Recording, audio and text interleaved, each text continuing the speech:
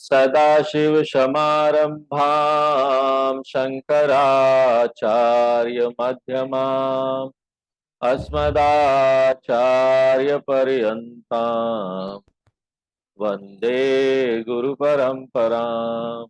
ओ तो भगवान शिव का पार्वती जी से विवाह होने वाला है और बारात जा रही है। बारात में देवता लोग भी हैं और बारात में शिव भगवान के गण भी हैं, भूत पिशाच आदि। तो सब कुछ ठीक चल रहा होता है, लेकिन जैसे ही शिव भगवान के जो बाराती लोग गण लोग हैं, उनको जब देखते हैं वहाँ के लोग, हिमाचल के लोग, हिमाचल के घर के लोग, मैना वगैरह देखती है, जो पार्वती जी की माता जी थी, तो वो तो एकदम रोने लगती है और वो बोलती है ये क्या, ये तो किस तरह का वर है, ये तो हमारे बेटी के लिए ठीक भी नहीं है, भूत पिशाच सब। और बहुत दुख करने लगती है और वो चाहती है कि ये विवाह ना हो। तो आगे अब क्या होता है, तो निवृत्ति जी पढ़िए। नारद कर्म साह बिगारा। नारद कर में काह बिगारा, पवन मोर जीना बसत उजारा। अस उपदेशु उमहि जिन दीन्हा, गौर बरहि लागी तपु कीन्हा। साचे हूँ के मोह न माया, उदासीन धनु धाम न जाया। पर घर घालक लाज न धीरा, बाँध की जान प्रसद कै पीरा। जननी विकल विलोकी भवानी, बोली जुट विवेक मृदुबानी। अस विचारी सोचहि मति माता, सो न टरई जो रचई विधाता। करम लिखा जो बाउर नाहु, तो कत दो लगाई अकाहू। तुम सन मिटई की विधि के आका, मातु घर जनी ने कलंका। जनि लेहु मातु कलंकु करुणा, परिहरहु अवसर नहीं। दुख सुख जो लिखा लिलार हमरे, जाब न पाऊँ। सुनी उमा वचन विनुत कोमल सकल, अबला सोचही बहु भांति विधि लगाई। नयन बारी विमोचनी, तेहि अवसर नारद सहित अरु ऋषि सप्त समेत। समाचार सुनि तुहि गिरि, गवन तुरत निकेत। तब नारद नारद सब ही समझावा, पूर्व कथा प्रसंग सुनावा। मैना सत्य सुनु मम बानी, जगदम्बा तव सुता भवानी अजानादि स अविनाशिनी सदा शंभु अर्धंग निवासिनी जग संभव पालन लयकारिणी निज इच्छा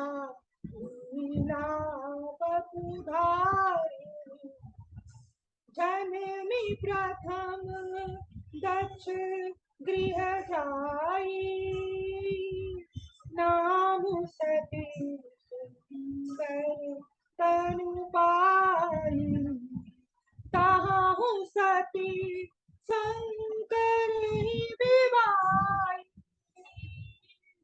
कथा प्रसिद्ध सकल जग माही एक बार आवत शिव संगा देखे रघुकुल कमल पतंगा भयउ मोह शिव कहा न किन्हा ब्रह्म बस सिय कर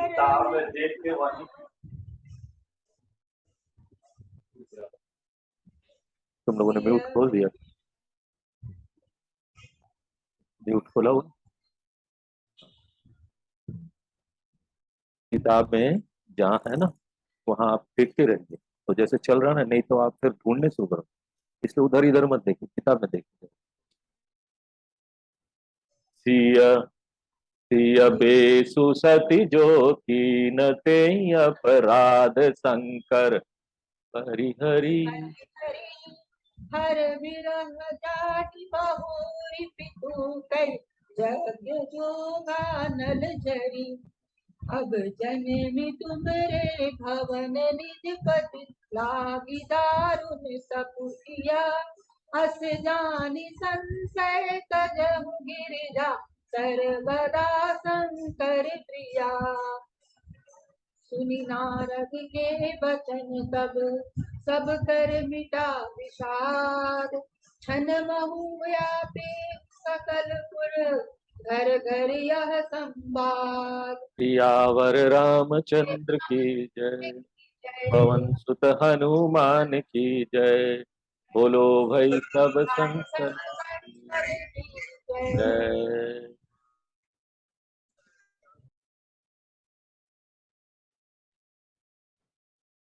तो अब आगे क्या होता है मैना के साथ कि वो इस विवाह के लिए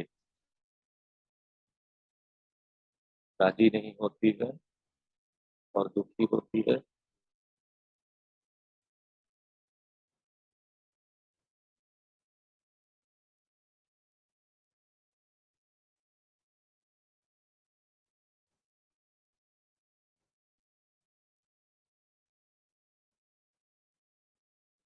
और दुखी होके विलाप कर,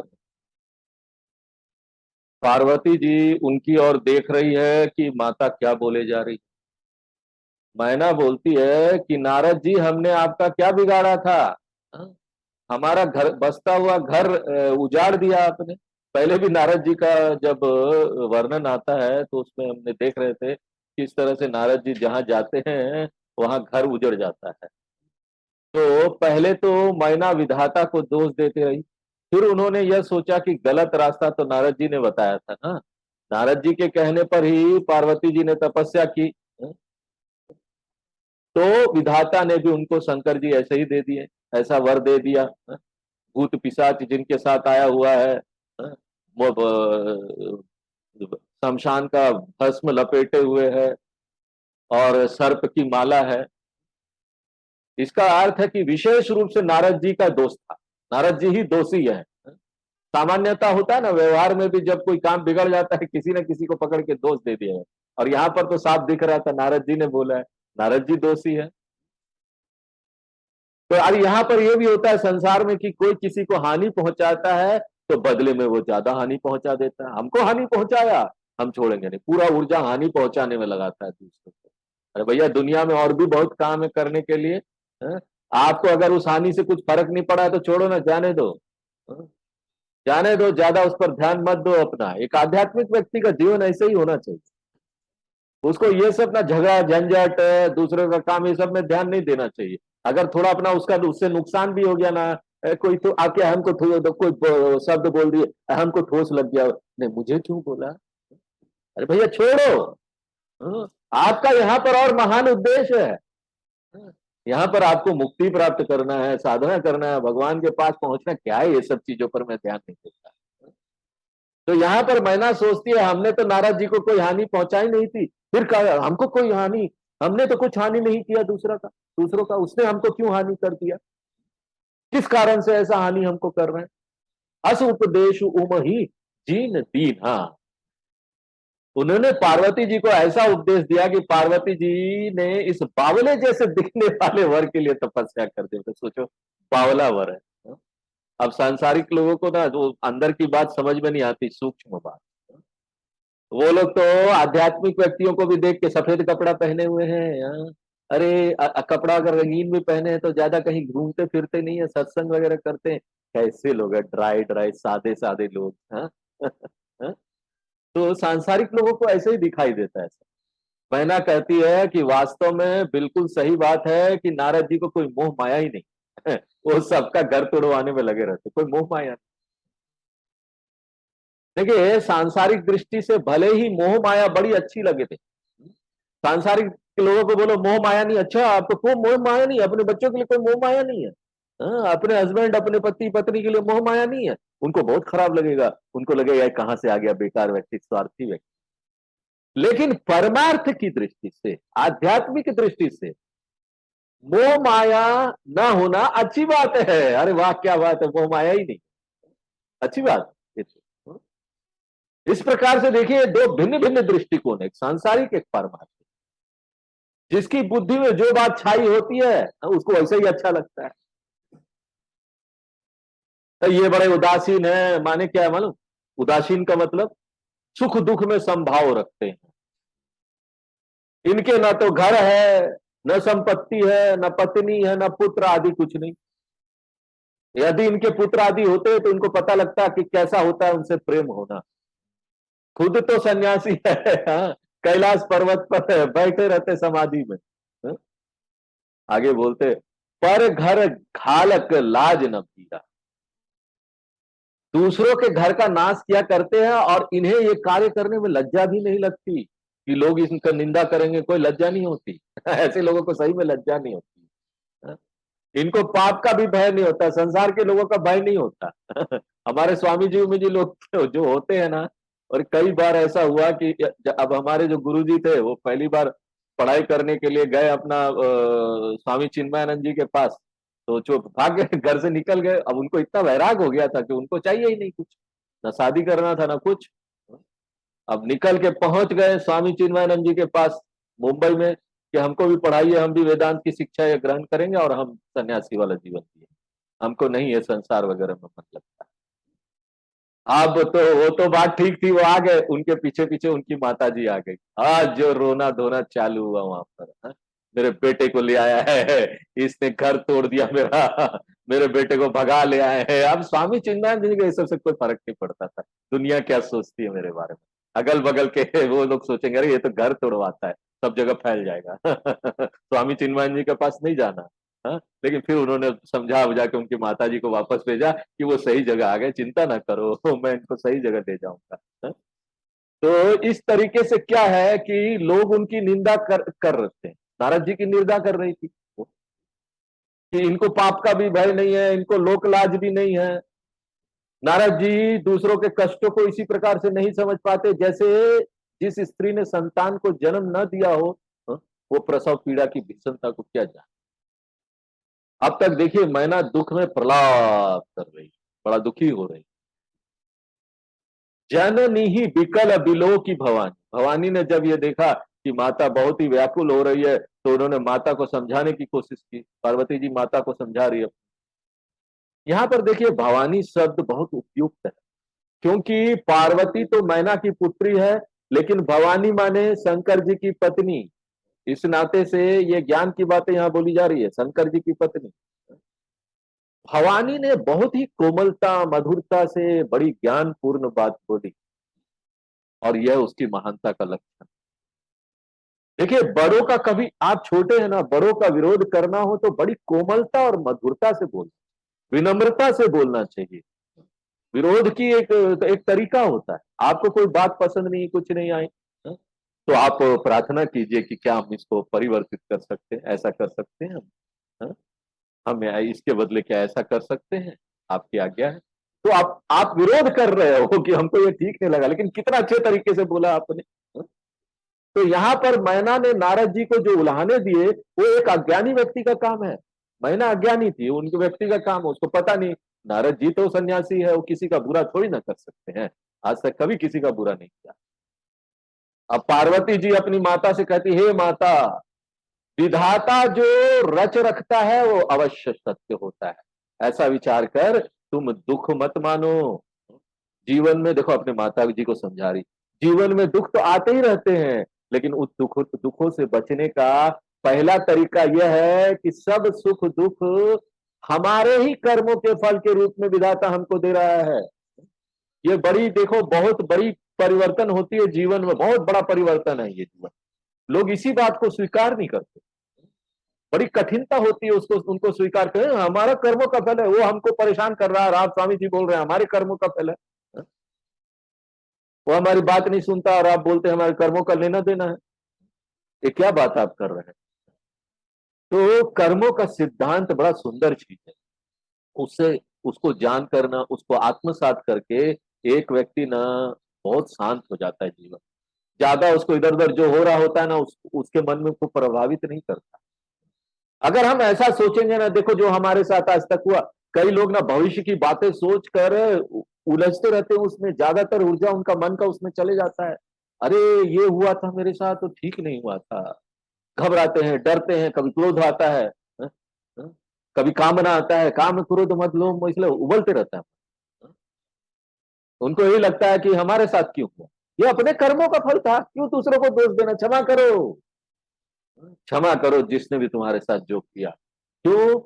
कर्मों का फल था, आप ही ने ऐसा किया था तो आपको वैसा मिला। भगवान क्या इतने अन्यायी है? किसी को यहाँ दुखी में देख, किसी को गलत तरीके से न्याय दे सकते हैं क्या? किसी को, किसी के खिलाफ गलत यहाँ अगर हो रहा है, आप बोलते हो गलत हो रहा है, गलत नहीं हो रहा। यहाँ पर किसी के लिए गलत नहीं हो रहा, जो हो रहा है हमारे साथ भी जो हो रहा है वो कर्मों का फल था, विधाता ने किया। ऐसा सोचेंगे ना, दुख घट जाता है, दुखी नहीं रहता। किसी के लिए हमारे मन में घृणा का भाव नहीं रहता, कोई बदला लेने, कोई रंजिश की भावना नहीं होती, तो दुख होगा ही नहीं। इतनी ही शिक्षा का अभ्यास पहले डालना चाहिए, तब जाकर मन शांत होगा, नहीं तो नहीं होगा। ये बहुत बड़ी शिक्षा है।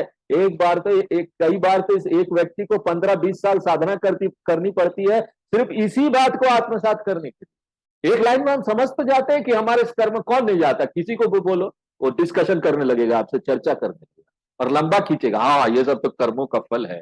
हाँ? लेकिन देखो, बोलना अलग बात है, लेकिन उसको स्वीकार कर लेना, सत्य मानकर, भगवान पर भरोसा करके, शास्त्रों पर भरोसा करके कि भगवान और शास्त्र हमको सही बोल, ऐसी चीज स्वीकार कर लेना ना, अरे वाह, क्या जीवन में क्रांतिकारी। आगे चलकर व्यक्ति को पता चल जाता है कि जितने भी कर्म हैं वो सब जीव के द्वारा किए जाते हैं, लेकिन ये हम जीव हम नहीं हैं। ये तो पहला तो ये है कि आप स्वीकार करो कि आप जीव हैं और आपको कर्मों का फल मिला है, वो सब ठीक है, जो मिला भगवान ने ठीक ही दिया, ठीक ही किया मेरे साथ। और आगे फिर धीरे धीरे ये ज्ञान मिलेगा कि भाई देखो, जीव कर्मों का फल कर रहा है, कर्म कर्म तो जहां जीव कर रहा है, कर्म हम जीव थोड़ी ना, हम तो आत्मा है। ये परमार्थ ज्ञान है। दो चरण में ये ज्ञान होता है। पहला चरण आपने बोला कि जीव सब कर्म कर रहा है, अभी हम लोग देख रहे हैं ना गीता में, कर्म में अकर्म और अकर्म में कर्म को देखता है। एक जीव भाग है, एक आत्मा भाग है। जीव कर्म कर रहा है, आत्मा नहीं करता, ये परमार्थ ज्ञान हो गया, ये व्यक्ति को परमार्थ का ज्ञान। तो उसका क्या होता है, ऐसा आत्मसात करके ज्ञान को आगे जाकर जब दूसरे चरण में ज्ञान को आत्मसात करता है तो उसका जीव भाव नष्ट हो जाता है और उसके साथ उसके सारे सुख दुख सब समाप्त हो जाते हैं। इतनी उच्च स्थिति ना बड़ी कठिनाई से आती है। फिर भी प्रारंभिक बात तो सीख लेनी चाहिए ना, हाँ? कि जो भी सुख दुख हम भोग रहे हैं वो हमारे कर्मों के अनुसार है। कर्म लिखा जो बाहर ना हूं। यदि हमने ऐसे कर्म किए थे, हाँ, जिसके फल में हमें बावला पति मिलना था, तो दूसरों को दोष लगाने की क्या जरूरत है। तुम्हारे इस प्रकार नारद जी को तो नारद जी को या विधाता को दोष देने से विधाता का लिखा थोड़े ही बदल जाएगा। ये तो मेरा प्रारब्ध है, मेरे कर्म है। बस केवल कलंक ही तुम्हें लगेगा क्योंकि पार्वती के गुरु नारद है, उसकी निंदा हो रही है तो कलंक की बात हो गई, गुरु की निंदा। अभी आता तो वो बोध में आएगा कि जो लोग गुरु की और साधु संतों की निंदा करते हैं, तो उनसे अगर गलती से कोई साधु संत लोगों से, वैसे तो कोई उनसे पाप नहीं होता, लेकिन गलती से भी कोई पाप हो गया है ना, वो पाप उसको चला जाएगा जो निंदा कर रहा है। वो अब शास्त्र बोलते हैं, हम नहीं बोलते है ना, कि अगर आप साधु संतों की निंदा करेंगे तो उसका किया हुआ पाप आपको मिलेगा, और जो उनका बड़ाई करेगा, उनके सम्मान में बात बोलेगा, उनका किया हुआ पुण्य उनके पास है। क्योंकि जो साधु संत लोग होते हैं उनको तो पाप पुण्य चाहिए ही नहीं। कि कलंक की बात है, क्यों? जनि लेहु मातु कलंकु करुणा परिहरहु अवसर। पार्वती जी कहती है कि इस प्रकार दूसरों को दोष देकर व्यर्थ अपने ऊपर कलंक मत लो। इस प्रकार से दुखी होना, विलाप करना, दूसरों को दोष देना इस अवसर के अनुकूल नहीं है, अनुचित नहीं है। इसलिए जो होता है ना, उसे शांति पूर्वक धैर्य पूर्वक देखो। जैसे हमने कर्म किए हैं उसके अनुसार सुख दुख जो हमें भोगना है, चाहे जहां भी हम चले जाएं हमको वहीं पर भोगना पड़ेगा। कर्म का फल वहां पीछे पीछे आ जाए। दुख का कारण, हाँ, अपने भीतर देखिए बना हुआ है। तो वो जगह बदलने से दुख दूर नहीं होगा, आप जगह कहीं भी बदल के चले जाइए। इसलिए दुख को दूर करने के लिए, हाँ, अपने भीतर ही उपाय करना पड़ेगा, क्योंकि दुख भी भीतर से ही आता है। भीतर ही उपाय करना पड़ेगा, बाहर कोई भी उपाय करने से काम नहीं चलेगा। आज हमने तो जो फेसबुक में डाला है वो इसी के ऊपर डाला है ना, कि आप किसी को खुश करते रहिए जितना। यहां पर कोई व्यक्ति को आप खुश नहीं कर सकते। आप कुछ भी कर लीजिए, कीजिए जरूर, या हम ये नहीं बोल रहे कि नहीं करना, जो आप करना कीजिए उसको खुश करने के लिए, लेकिन दुखी मत होइए अगर सामने वाला व्यक्ति खुश नहीं होता है। क्योंकि खुशी तो आंतरिक है। आप कैसे उसको खुशी दे सकते बाहर कुछ करके? आपने कुछ अच्छा काम कर दिया, वो उसने बोला जो वो कर दिया, इस तरह से सब कुछ ठीक है, कर दो, लेकिन खुश नहीं कर सकते। आंतरिक गुण है, वो व्यक्ति को खुद ही प्रयत्न करना पड़ेगा, बाहर से नहीं, अंदर से उपाय करना पड़ेगा। देखिए व्यक्ति ऐसा तो कर सकता है कि पुरुषार्थ करे तो वह धन वस्तुएं आदि प्राप्त कर सकता है, लेकिन सुख दुख तो पूर्व काल में किए गए कर्मों से प्राप्त होता है। अब पार्वती जी ने यह सब बातें बड़ी मृदुता कोमलता के साथ कही। यार इन सब को सुनकर सब स्त्रियों की समझ में आ गया कि पार्वती जी का प्रारब्ध ही ऐसा है, बावरा वर मिलना है। तब वे सब पार्वती के प्रारब्ध को लेकर दुखी होने लगी। अब प्रारब्ध को, अरे प्रारब्ध ही खराब था, अब बोल दिया कि कर्म है, प्रारब्ध वो स्वीकार हो गया, तो अब दुखी क्यों हो रहे हैं? प्रारब्ध ऐसा क्यों? अरे भैया प्रारब्ध ऐसा क्यों है? क्योंकि आपने कुछ ऐसा कर्म किया था। परंतु उन स्त्रियों के चित्त में सही बात चढ़ ही नहीं पाई, क्योंकि जैसा जैसा जिसका स्वभाव होता है बुद्धि उसी तरफ भागती है। देखिए यहां दुख दूर करने का एक उपाय तो कर्म सिद्धांत के अनुसार बताया, और अब दूसरा उपाय बताते हैं जो ज्ञान की बात। हाँ? आपको दुख हो रहा है तो आपने स्वीकार कर ली मेरा कर्म था, दुख चला गया। अब आगे दूसरा उपाय ज्ञान की है। उसी अवसर पर देखिए हिमाचल ने नारद जी और सप्तऋषियों सहित घर में प्रवेश किया। नारद जी भी आ गए, हिमाचल बाहर बैठे थे। उनके घर में किसी ने आकर बताया कि घर में तो बड़ा कोहराम मचा हुआ है, मैना और सब स्त्रियां रो रही है कि पार्वती का विवाह नहीं होने देंगे, शंकर भगवान से नहीं होने देंगे, जाओ। जब ये समाचार उन्होंने सुना तो उन्होंने विचार किया कि इस समस्या का समाधान करना है, चलो चलकर उनको समझाएं। लेकिन हमारे अकेले समझाने से कोई मानेगा नहीं, मैना कहेगी तुम पत्थर हो, तुम्हारी बुद्धि में पत्थर पड़े हुए हैं। ऐसा बोलते हैं ना लोग ऐसी स्थिति में, बुद्धि में पत्थर पड़ा हुआ है क्या, बेटी को ऐसा वर मिल रहा है। इसलिए वे सप्त ऋषि और नारद जी इन आठों को लेकर चले और भीतर, घर के भीतर जाकर ये सब लोग क्या कहते हैं, आगे देखते हैं कि क्या कहते हैं। घर के भीतर पहुंचकर नारद जी ने सबको समझाया। नारद जी से देखो इन लोगों का बड़ा विरोध था, वो तो नारद जी को दोष दे रहे हैं। स्त्रियां उनसे कुछ बोलती नहीं, लेकिन मन ही मन कुड़ रही है, अरे वही नारद जिन्होंने पार्वती को उल्टा सिखाया, फिर आगे देखो अब कुछ ना कुछ गड़बड़ करेगा, फिर आ गया घर तोड़ने के लिए। अब देखो सभ्यता है तो लिहाज करना पड़ता है, चलो सभ्यता है, हमारा संस्कार है तो कुछ हम बोल नहीं सकते हैं। दूसरे साथ में हिमाचल और सप्तऋषि भी थे, इसलिए वो कुछ बोल नहीं पा रहे थे। जैसे ही नारद जी को बोलने का अवसर मिला तो नारद जी ने पार्वती के पूर्व जन्म की कथा संक्षेप में सुना दी। लो भाई सुनो पुराने जन्म की कथा। यह कथा एक बार फिर याद दिलाती है कि पार्वती जी और शंकर जी इस जगत के अतीत हैं, वे साधारण जीव नहीं है, आत्मस्वरूप है। इसी प्रकार व्यक्ति को ज्ञान हो जाए कि मेरा सच्चिदानंद स्वरूप, मेरा सचमुच का स्वरूप सच्चिदानंद स्वरूप है, आत्मा है, तो व्यक्ति को दुखी नहीं रह जाता। देखो ये दूसरा भी उपाय है, नारद जी ने आकर बताया, पुराने जन्म की कहानी बता दी, भाई देखो दुख की आत्यंतिक निवृत्ति हो जाती है, खत्म हो जाता है दुख परमानेंटली, आत्यंतिक यानी थोड़ा भी नहीं रह जाता, खत्म, और दुख हमेशा के। यदि व्यक्ति कर्म सिद्धांत को समझ लेता है कि हम अपने कर्म के फल में ही सुख दुख उठा रहे हैं, तो दुख दब जाता है परंतु खत्म नहीं होता। यहां दुख दबेगा, लेकिन दुख से परमानेंटली पूर्ण रूप से छुटकारा पाने का उपाय यह है कि व्यक्ति को आत्मज्ञान हो जाए, वह जाने कि हम कर्म बंधन में है ही नहीं, हम तो प्रारब्ध से परे गुणातीत, कर्मों से परे कर्मातीत। तो नारद जी पार्वती जी का वास्तविक स्वरूप बता देते हैं, अरे इनको दुख कहां से होने वाला है, बावला पति मिला और ये दुखी रहेगी, ये तुम्हारा भ्रम है मैना। नारद जी कहते हे मैना, हम तुम्हें बिल्कुल सत्य बात बताते हैं। पहली बात तो जिसे तुम पुत्री समझ रही हो वो सारे जगत की माता है और ये भवानी है। भव माने शंकर जी और भवानी माने शंकर जी की पत्नी। तो ये शंकर जी की पत्नी है और सदा से है, अजा अनादि शक्ति अविनाशिनी। यहाँ पार्वती जी के परमार्थ के लक्षण बताते कि इन्होंने तुम्हारे यहाँ साधारण जीवों की तरह जन्म नहीं लिया, ये अपने आप में अजा है, जिनका जन्म नहीं होता उनको अजा बोलते, अजा जन्म।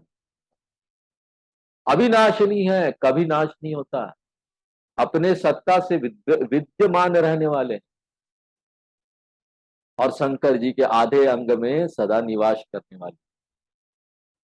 यहां देखिए अंतिम तत्व परमात्मा है, वो सच्चिदानंद स्वरूप है, और उसकी माया शक्ति जो जगत की रचना करती है वो परमात्मा से अलग नहीं हो सकती।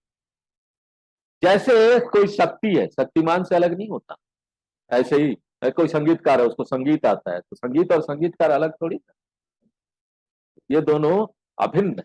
इसी प्रकार नारद जी, इसी तरह से शक्ति और परमात्मा अलग नहीं। इस प्रकार नारद जी बताते हैं कि ये शंकर जी के आधे अंग में वास करने वाली इन्हीं को यही शक्ति स्वरूपा है, जगत की उत्पत्ति करने वाली यही है, जगत का पालन करने वाली वही है, और जगत का विनाश करने वाली भी वही। निज इच्छा लीला बपु धारणी, और इन्होंने अपनी इच्छा से लीला करने के लिए शरीर धारण किया हुआ है, माने ये उनका अवतार है। जैसे जीव को अपने कर्मानुसार शरीर धारण करना पड़ता है, ऐसा बंधन अवतारों को नहीं होता है। कृष्ण भगवान भी अवतार लेते हैं, और अवतार के बारे में चौथे अध्याय में उन्होंने बताया भी कि अवतार का उद्देश्य क्या है, किस तरह से अवतार और जो साधारण मनुष्य है उसमें अंतर है। साधारण मनुष्य नीचे गिर के आता है जबरदस्ती अपने कर्मों को भोगने के लिए, लेकिन अवतार जो है उनको कोई बंधन नहीं होता कर्म का। तो इन्होंने पहले दक्ष के घर में अवतार लिया सती बनकर, उस समय भी इनका बड़ा सुंदर शरीर था और इनका नाम सती था। ये हमेशा से शंकर जी की अर्धांगिनी, इसलिए तब भी इनका विवाह शंकर जी से हुआ था, यह बात सारा संसार जानता है। लेकिन एक बार जब सती जी शंकर जी के साथ आ रही थी, रघुकुल के गौरव के रूप में भगवान राम ने अवतार लिया था, सीता जी के वियोग में दुखी भगवान राम विरह की लीला कर रहे थे, उसी समय उन्हें देखकर सती को मोह उत्पन्न हो गया कि एक भगवान अगर ये हैं जिनको शिव भगवान भी जिनका नाम लेते हैं, वो अगर है तो वो रो क्यों रहे हैं? भगवान ऐसा रोते हैं क्या? तो उनको शक हो गया कि ये तो भगवान। और फिर शंकर जी ने उनको समझाया कि देखो ये भगवान है, ये लीला कर रहे हैं, सती जी के वियोग में दुखी होकर दुखी होने का दिखा रहे हो कि वो दुखी हो। इनको कभी सुख दुख नहीं होता, ये भगवान अवतार लेके आए, इनको योग वियोग मिलना बिछुड़ना कुछ नहीं होता। लेकिन सती जी को समझ में नहीं आया ये बात। भ्रम बस बेसुसीय कर लीना, भ्रम के कारण ये सती होते हुए भी सीता का रूप धारण करके रास्ते में बैठ गई। भगवान राम ने इनको सती करके पहचान लिया। उसने ये रूप लिया था, सीता जी का रूप लिया था, वो पहचान लिया राम जी ने। तब इनको समझ में आया कि भगवान राम साधारण मनुष्य नहीं है, ये तो अवतार है। उन्होंने तो उसको पहचान लिया। क्योंकि सती जी ने सीता जी का वेश धारण कर लिया, ये अपराध उनसे हुआ था, इसी अपराध के कारण शंकर जी ने उनका त्याग कर दिया। शंकर जी के त्याग परित्यक्त होकर वो दुखी होती रही, और जब पिता के यहाँ यज्ञ में गई, देखो संक्षेप में यहाँ बता दे रहे पहले क्या हुआ। तो वहां यज्ञ में जब शंकर जी का भाग नहीं देखा, देखा शंकर जी को वहां कोई महत्व नहीं दिया जा रहा है, दक्ष का यज्ञ हो रहा है, तो बड़े क्रोधित हो गए। अपने शरीर को उन्होंने योगाग्नि में वहां भस्म कर, और वहां शरीर छोड़ने के बाद अब तुम्हारे यहाँ आकर जन्म लिया है, और इसलिए इनका पति तो शंकर जी ही हैं। उन्हीं को पुनः प्राप्त करने के लिए पार्वती जी ने इतनी कठिन तपस्या की है। तो इनका तो शंकर जी से ही विवाह होना है, शंकर जी को ही ये प्राप्त होने वाली है। वो तो विधान इसी प्रकार का, ये विधि का विधान है। ऐसा कर यह संशय छोड़ दो कि किसी दूसरे से विवाह कर देते तो अच्छा होता। पार्वती जी शंकर भगवान की थी, है, रहेगी। वो माया शक्ति है उनकी, उनसे अलग नहीं हो सकती। जहां भी है वो तो वापस शंकर भगवान के पास, शंकर जी की सदा प्रिय है। तो शंकर जी प्रिय हैं, और ये जब जब जन्म लेगी उन्हीं के साथ विवाह होगा। तुम सब बेकार में दुखी हो रही हो, क्यों दुखी हो रही हो? सुनी नारद के वचन तब सब कर मिटा विषाद। नारद जी के यह बात सुनकर ना सबका दुख, तो सुनी नारद के वचन तब सब कर मिटा विषाद। नारद जी की यह बात सुनकर ना सबका विषाद मिट गया, सबका दुख खत्म। पार्वती जी ने कर्म का सिद्धांत बताया, लेकिन उनके बताने से लोगों का विषाद भले ही कम हुआ, लेकिन मिटा नहीं था। लेकिन नारद जी ने जब ज्ञान की बात जहां समझाई कि शंकर जी परमात्मा है, पार्वती जी उनकी माया शक्ति है, जगत जननी है, तो यह परमार्थ की बात ना सबकी समझ में आ गई। दूसरी यह बात है कि सप्तऋषियों की उपस्थिति में कही गई थी, इसलिए भी माननी पड़ी लोगों को। सप्तऋषि थे। और इसके पश्चात क्षण महु व्यापेऊ सकलपुर, घर घर यह संवाद। वहां नगर भर की स्त्रियां इकट्ठी थी, उन्होंने अपने घरों में जाकर बताया कि ये पार्वती जी तो जगत जननी है, शंकर जी से उनका विवाह होने जा रहा था। तब मैना दुखी होने लगी, और उन्हें समझाने नारद जी आए, तब सबको पता लगा और सब बहुत खुश हुए। अब हमारे नगर में भगवान बारात लेकर आए हैं, अब भगवान की बारात देखेंगे। और बारात चढ़ने लगी, सबके दुख दूर हो गए। अब सब खुशी खुशी बारात को स्वीकार करने लगे कि चलो भाई, अब बारात आगे बढ़े। तो आगे अब शादी में जो जो एक विवाह में जो जो संस्कार वगैरह होते हैं वो सब बताएंगे क्या। तो प्रथा 99 नंबर पढ़िए। म्यूट है, म्यूट खोल लीजिए, म्यूट। तब मैं नाही हिमवंतु आनंदे, पुनि पुनि पार्वती पदि बंदे। नारी पुरुष शिशु जुबा सयानी, नगर लोग सब अति हर्षानी। लगे होनपुर मंगल गाना, सजे सब ही हाटक घटनाना। भांति अनेक भई जीवनारा, रूप शास्त्र जस कछु बहवारा। तो जीवनार की जाई बखानी, बसहि भवन जहि मातु भवानी। सादर बोले सकल बराती, विष्णु विरंची देव सब जाति। विविध भांति बैठी जीवनारा, लागे परुषन निपुण सुआरा। नारी वृंद सुर जीवत जानी, लगी देन गारी मृदुबानी। कारी गा- मधुर गारी कारी मधुर स्वर देहि सुंदरी, व्यंग्य वचन सुनावही। कारी मधुर स्वर देहि सुंदरी, वचन सुनावही। भोजन करही सुर अति विलम्बु, विनोद सुनि सचु पावही। जीवति जो बड़ियो आनंदु, सो मुखि को चहि न पैर कहियो। अचवाई दीन्हे पान गवने, बास जहाँ जातो रहियो।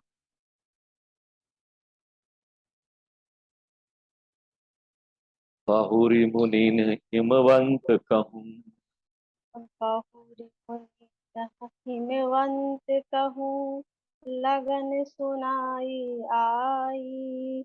समय बिलो की विवाह कर, पठय देव बोलाई। सियावर रामचंद्र की सियावल सब रामचंद्र की सुन जय। हनुमान, पवन सुत बोलो हनुमान भाई की सब संतन। संतन की जय। आगे बोले सकल सुर सादर लीने, सब ही जथोचित आसन दीने।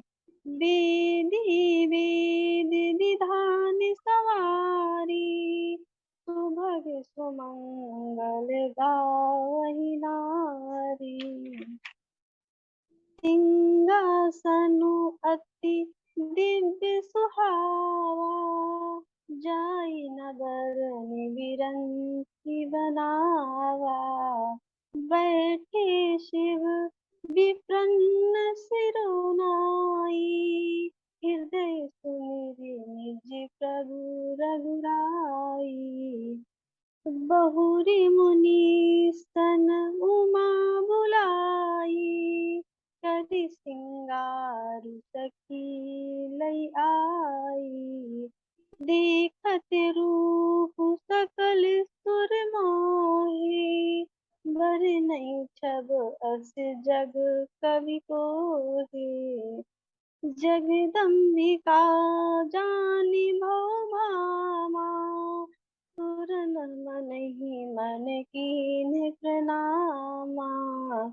सुंदरता मर जादि भवानी, जाई न कोटहु बदन बखानी। कोटि बदन नहीं बनई, बरनत जग जननी शोभा महा। कोटेहु बदन नहीं बनई, बरनत। म्यूट हो गया, म्यूट को खोल, म्यूट खोल। हाँ पढ़ो। कोटि फिर से पढ़ो।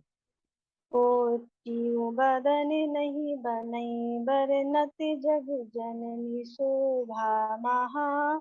सकुचई कहत श्रुति शेष, सारद मंद मती तुलसी कहाँ। छवि खानी मातु भवानी गगनी मध्य मंडप शिव जहाँ अविलोकी सकहि न सकुचि पति पद कमल मन मद करु तहाँ। मुनि अनुशासन गणपति ही पूजे। मुनि अनुशासन गणपति पूजे शंभु भवानी को सुनी संशय करई जनि सुर अनादि जिय जानी। सियावर रामचंद्र की जय। चंद्र की हनुमान सुत जय। हनुमान बोलो भाई सब संतन की जय। की।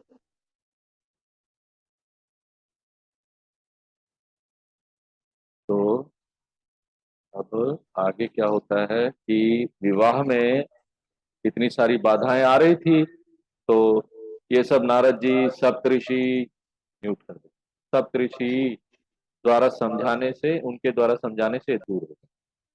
तब महीना हिमवंतु आनंदे, जब हिमाचल और उसकी पत्नी मैना को मालूम हुआ कि ये भगवान शंकर जी पर ब्रह्म परमात्मा है और पार्वती जी जगत जननी है, तो ये सोच करना उनको बड़ा आनंद हुआ कि हमारे ही घर में परब्रह्म परमात्मा की शक्ति ने अवतार लिया है।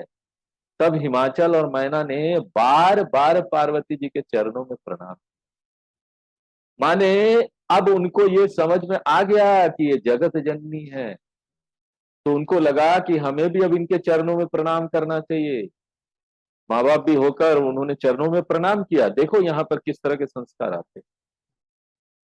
उनको जब ये सत्य बात पता चल गई कि भाई ये तो जगत जननी है, तो हमारी बेटी, बेटी जैसा, ठीक है बेटी के रूप में यहाँ लिया है हमारे जन्म, लेकिन अब क्योंकि हमको पता चल गया जगत जननी है, तो बेटी होने के बाद भी उनके चरणों में उन्होंने प्रणाम किया। इसी प्रकार संसार में भी देखते हैं कि जब तक कोई परमात्मा को नहीं जानता कि तो उसकी उपेक्षा करता है, और जहां परमात्मा को जाना तो परमात्मा में उसकी इतनी भक्ति होती है।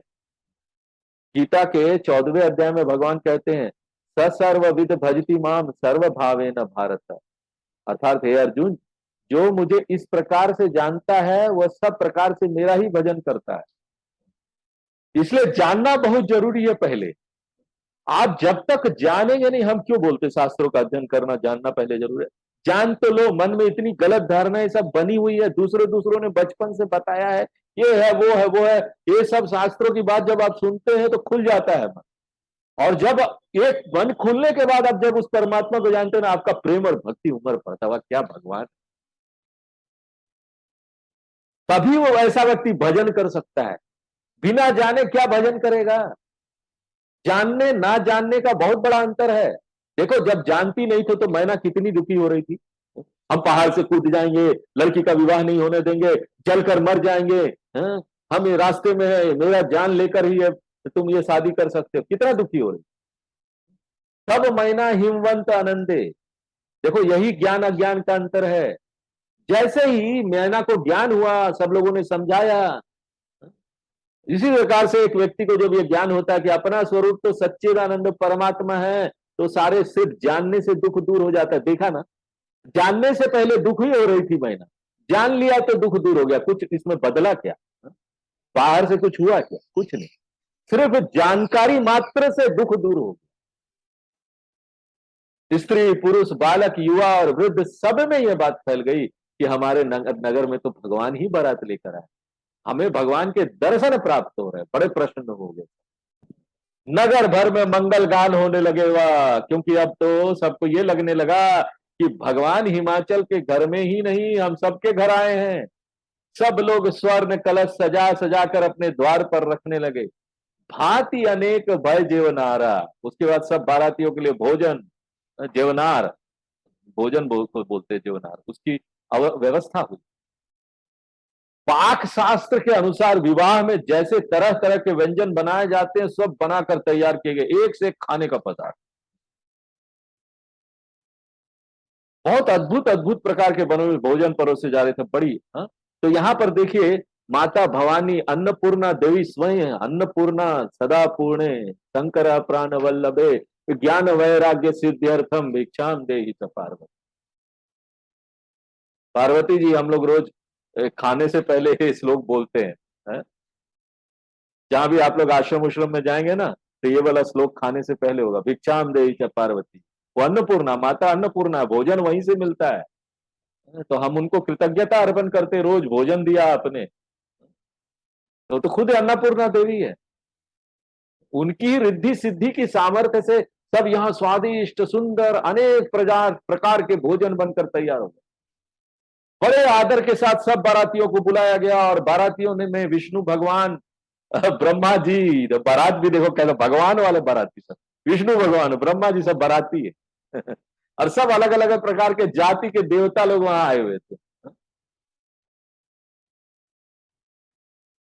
तो पहले अज्ञान था, तो क्या दिख रहा था बारात में? भूत प्रेत, खून लपेटे हुए, ये सब दिख रहे थे। लेकिन जब ज्ञान हो गया तो भूत प्रेत कहीं नहीं, सब खत्म, कुछ दिख ही नहीं रहा। अब सब हमको सुंदर सुंदर नजर आ रहा है। तो इसलिए जो मन में भी हमारे जो उल्टी सीधी नकारात्मक से नेगेटिव बातें आती है ना, वो सब भूत पिशाच है। वो अज्ञान के कारण आती रहती है सब नेगेटिव बात, मन में सब इधर उधर की बातें चलती रहती है, मन परेशान होता रहता है। अज्ञान की बात है, सिर्फ जान लेने से वो खत्म हो सकता है भाई साहब। कितनी सुंदर बात। तो अब जान लेने के बाद देखो, वही शंकर जी, कुछ बदला क्या? शंकर जी वही भभूत लपेटे हुए थे, वही सर्प की माला थी, लेकिन अब क्या, वो परमात्मा तो बड़े सुंदर लगने लगे सबको। हम लोगों को कितना सुंदर लगते शंकर भगवान।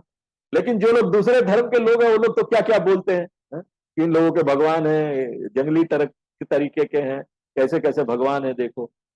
उनको अपना भगवान अच्छा लगता है, तो उनको तो अच्छा नहीं लगता, क्योंकि वो जानते नहीं है। हम लोग जानते हैं कि भैया ये तो परमात्मा है, तो हमको सुंदर लगते हैं। भोले भाले बाबा देख के ही हमारे मन में कितना प्रेम का भाव आता है। विविधि पाती बैठी जेवनारा, और अलग अलग वर्ग के देवता अपनी अपनी पंक्तियां अलग अलग बनाकर बैठ गए। बरातियों को खाने के लिए बैठाया जा रहा है, अलग अलग देवताओं को अलग अलग पंक्तियों में। रसोई परोसने वाले बड़ी निपुणता से परोसने लगे। अब जब खाना परोसा गया तो स्त्रियों ने देखा कि बारात में देवता लोग अब खाना खाने लगे हैं, तो स्त्रियां ना मधुर स्वरों में गीत गाते हुए बारातियों को गालियां देने लगी। गाली तो होगा ना, बारात में तो गालियां होती, बारात में इस प्रकार की रीति है।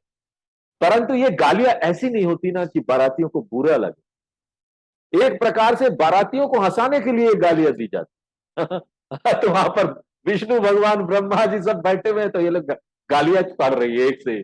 सोचो, गारी मधुर स्वर देहि सुंदरी बिंग बचन सुनावत। मधुर स्वरों में वो गालियां दे देकर व्यंग के वचन सुनाती है।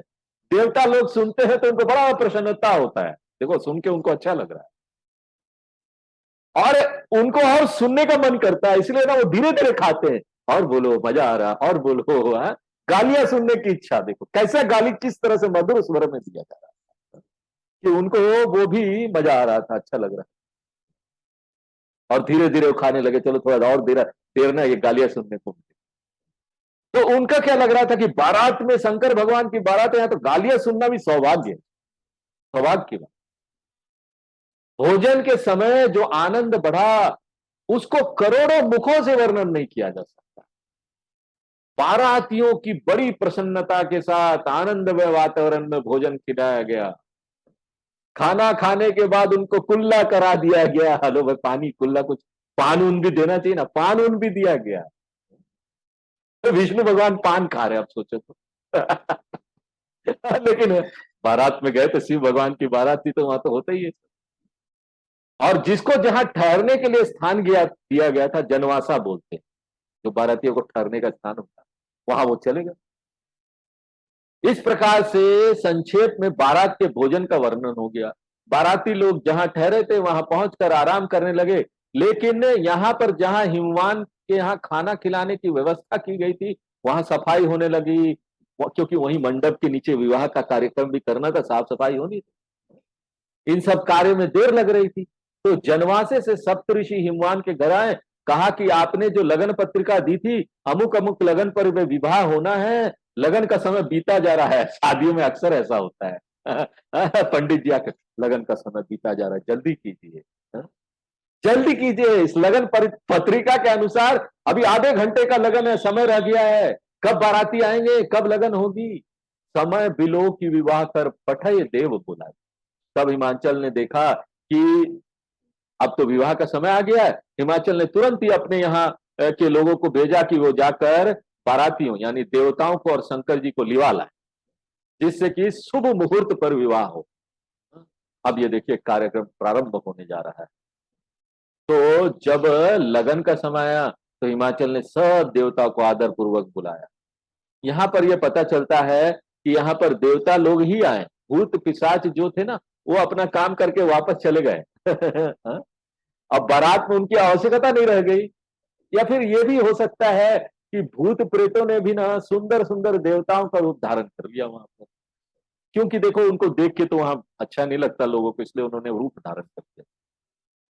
क्योंकि जैसे शंकर जी वैसे शंकर जी के गण भी सब ना देवकोटि थे, इसलिए हो सकता है कि अब वे भयंकर रूप छोड़कर देवता बन गए, अथवा उन्होंने यहां आकर क्रूरता फैलाना उचित नहीं समझा।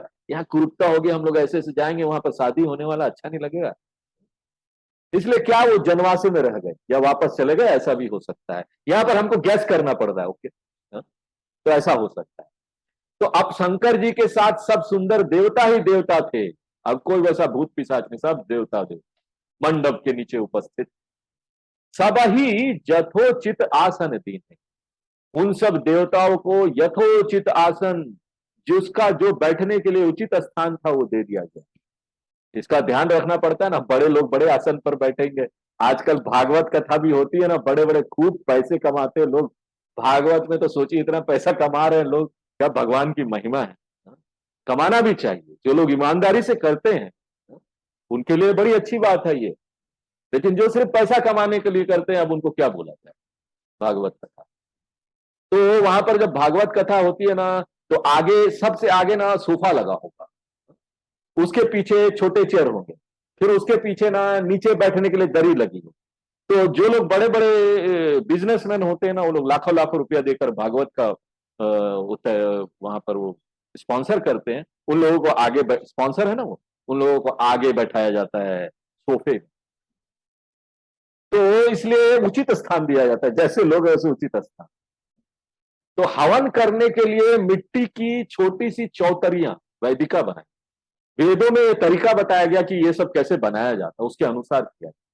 अब स्त्रियां मंगल गीत गाने लगी, सिद्धार्थ सनु अति दिव्य सुहावा। और फिर शंकर जी के बैठने के लिए एक बहुत सुंदर उच्च आसन बनाया गया, और उसे ब्रह्मा जी ने अपने हाथों से बनाया था। इसलिए ना इसका वर्णन करते, सोचो ब्रह्मा जी जो चीज बनाएंगे, सृष्टि के रचयिता, कैसा बनाएंगे शंकर जी के लिए सुंदर आसन। आप यहां कल्पना कीजिए, अपने कल्पना का दौर दौड़ाइए, इसलिए ज्यादा कुछ नहीं बताया गया। कल्पना कीजिए कैसा होगा वो आसन। ये सब तो छोटे मोटे आसन हम लोग देखते हैं राजा के, बड़े बड़े ऑफिसर्स के, बड़े बड़े, आजकल अगर आधुनिक संदर्भ में देखा जाए तो ऑफिसर लोगों को बड़ा बड़ा हाई बैक चेयर नहीं होता, हाई बैक चेयर, तो सोफा वाला हाई बैक चेयर, तो इस तरह के बड़े बड़े चेयर। लेकिन पुराने जमाने में राजाओं के बड़े बड़े सिंहासन हीरा मोती जड़े हुए। अब शंकर जी का सिंहासन ब्रह्मा जी ने बनाया तो कैसा होगा, नाउ यू कैन इमेजिन। तो शंकर जी ने पहले विप्रो को प्रणाम किया, वहां पर जितने भी विद्वान लोग थे सबको प्रणाम किया, और अपने हृदय में अपने इष्ट देव भगवान राम का स्मरण किया, और फिर सिंहासन पर बैठते। शास्त्र यहां कथा के द्वारा बताता है कि जब सिंहासन पर आकर बैठ गए तब मुनियों ने कहा कि अब पार्वती जी को ले आओ। वे भी आए, बैठे। यहां आकर पार्वती जी की सखियों ने उनका श्रृंगार किया, उन्हें सजाकर मंडप के नीचे ले आई। देखत रूप सकल सुरमोन, पार्वती जी के सुंदर स्वरूप का वर्णन करते हैं कि सब देवताओं ने देखा कि पार्वती जी आ रही है।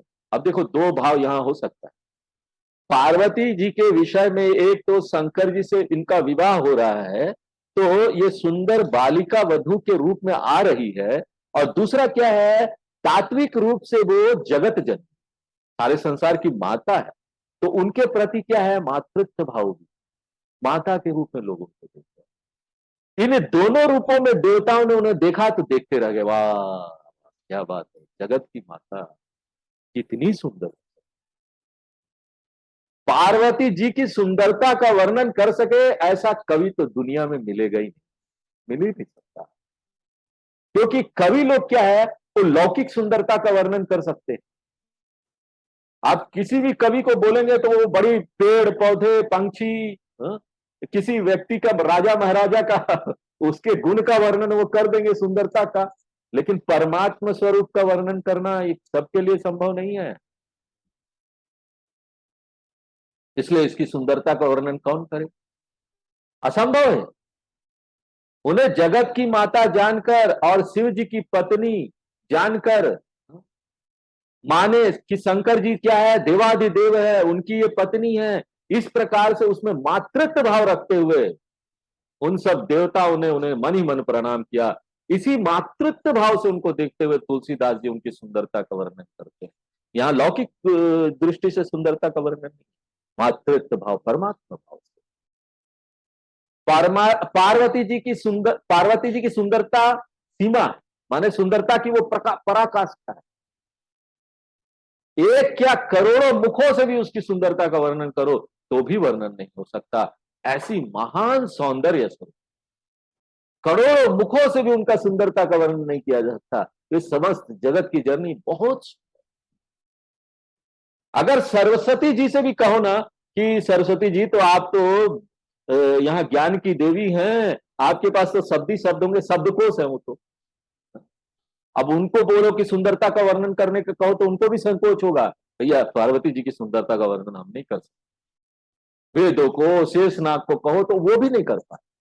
तुलसीदास जी कहते हैं कि जब शेषनाग, वेद और सरस्वती उनकी सुंदरता का वर्णन नहीं कर सकते तो फिर हमारी कहां गिनती है। हम तो वैसे ही, तुलसीदास जी पहले ही अपने आप को बोल चुके हैं कि भैया हम बहुत मंदमती, मंद मंद बुद्धिवादी। ये तो सब राम जी की कृपा है, जो मैं ये रामचरितमानस में वह राम नाम लिख रहा हूं इसलिए सुंदर हो रहा है। मेरा इसमें कुछ लेना देना नहीं है, मेरा कोई कवित्व नहीं है। तो वो अपने आप को पहले ही मंदमती बोल, छवि खानी मातु भवानी, सारे संसार की सुंदरता का स्रोत पार्वती जी ही है।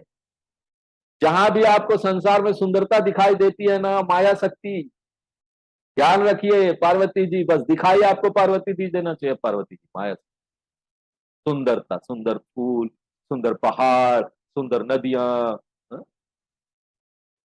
तो उनकी सुंदरता का वर्णन गाते चले जाए, खत्म नहीं। अब पार्वती जी वहां आ गई और शंकर जी तो बैठे थे, उन्होंने वहां उसको बैठा दिया गया, शंकर पार्वती जी को। पार्वती जी अब जब शंकर जी के पास आई तो उन्होंने शंकर जी के चरणों की तरफ देखने में भी संकोच लगा। बस उनका मन रूपी भ्रमर शंकर जी के चरण रूपी कमलों पर मंडरा रहा था कि मैं अपने प्रभु के चरण। उसके बाद शंकर जी और पार्वती जी से हवन कराया जाना, तो पहले पूजन शुरू होता है। मुनि लोग जो पूजा करा रहे थे उन्होंने शंकर जी से और पार्वती जी से पहले गणेश जी की पूजा कराई। कोई भी चीज शुरू होता है तो गणेश जी की पूजा होती है। को सुनु सुनी संशय करे जनी सुर अनादि जिये जानी। तुलसीदास जी कहते हैं इस बात को सुनकर मन में हमको संशय करने की आवश्यकता नहीं है कि अभी तो शंकर जी पार्वती जी का हुआ नहीं, विवाह ही नहीं हुआ है, तो गणेश जी की पूजा कैसे हो सकती, गणेश जी तो पैदा ही नहीं हुए, उनकी पूजा कैसे हो रही है। ये आ सकता है ना मन में संशय कि भैया वो पार्वती जी का शादी, गणेश जी की पहले पूजा हो रही, कैसे होगा, शादी ही नहीं हुआ है, गणेश भगवान आए नहीं। देखिए यहां पर ना एक सामान्य सिद्धांत को याद रखिए, सामान्य सिद्धांत। देखिए यहां जितने भी देवता लोग हैं ना, वे सब अनादि, उनके जन्म आदि की कथाएं पुराणों में इसलिए हैं कि लोग उनका वर्णन, स्मरण और उपासना करके अपने चित्त को शुद्ध बना सके। किंतु वो पहले से थे, अनादि है वो। भगवान ने भी देखो, कृष्ण भगवान ने अवतार लिए, एक दिन उनका जन्म हुआ यहां और चले गए, ऐसा है क्या। कृष्ण भगवान बहुत पहले से थे, है। अब वो उन्होंने अवतार लिया, यहाँ पर आए कि उनकी कथाओं का वो लोग स्मरण करेंगे, सुनेंगे, सुनाएंगे, तो धीरे धीरे परमात्मा की तरफ बढ़ेंगे लोग। उन्होंने एक लोगों की सहायता की, करुणा से लोगों का उद्धार करने के लिए वो यहाँ जन्म लेते हैं। लेकिन जन्म लेने का अर्थ नहीं हुआ कि उनका उस दिन जन्म हुआ, पहले से थे। लेकिन इनको लेकर विवाद करना या शंकाएं करना व्यर्थ है, ऐसा शंका करना नहीं चाहिए। ऐसे ही शंकर जी और पार्वती जी दोनों अनादि है। सत्य बात तो यही है कि पार्वती जी शंकर जी की शक्ति है, तो ये दोनों अलग अलग है ही नहीं। सब कथाओं में सदा याद रखे कि भगवान राम तो सदा से पहले से थे। वे महाराज दशरथ के घर आकर प्रकट हुए, लीलाएं की। बाद में लीलाएं समाप्त हो गई तो भगवान राम थोड़े ही समाप्त हो गए। भगवान राम तो अभी भी है। जब अयोध्या में नहीं आए थे उससे पहले भी थे। हमारे भगवान लोग अनादि हैं, हमेशा से हैं, रहेंगे, कभी जाएंगे। इसलिए देवताओं को सदा अनंत नित्य विद्यमान रखने वाला ऐसा समझकर याद करना चाहिए। तो गणेश भगवान कोई आए, वो तो शरीर लिया उन्होंने, गणेश भगवान के रूप में आए। यहाँ लोगों को पुराणों में कहानियां बताई जाती है कि गणेश भगवान को, अरे गणेश भगवान पहले से थे, इसलिए उनकी प्रथम पूजा हो तब उनसे कराया गया। आज यही पर विराम देते हैं, आगे फिर नेक्स्ट क्लास में आगे का आनंद ले। पूर्णमदः पूर्णमिदं पूर्णात् पूर्णमुदच्यते पूर्णस्य पूर्णमादाय पूर्णमेवावशिष्यते।